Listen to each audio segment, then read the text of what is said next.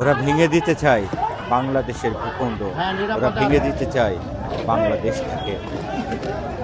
এই দেশটাকে এরা নষ্ট করে দিতে চায়, এরা নষ্ট করে দিতে চায় এই দেশটা, এই দেশটাকে। এরা এরা মানুষ নয়, এরা মানুষ নামের পশু, এরা মানুষ নামের জানোয়ার। এই জানোয়াররা দেশটাকে নরকে পরিণত করেছে, দেশটাকে করেছে যুদ্ধক্ষেত্র, দেশটাকে করেছে ফিলিস্তিনের মতন, গাজার মতন, দেশটা হয়ে গেছে সুদানের মতন।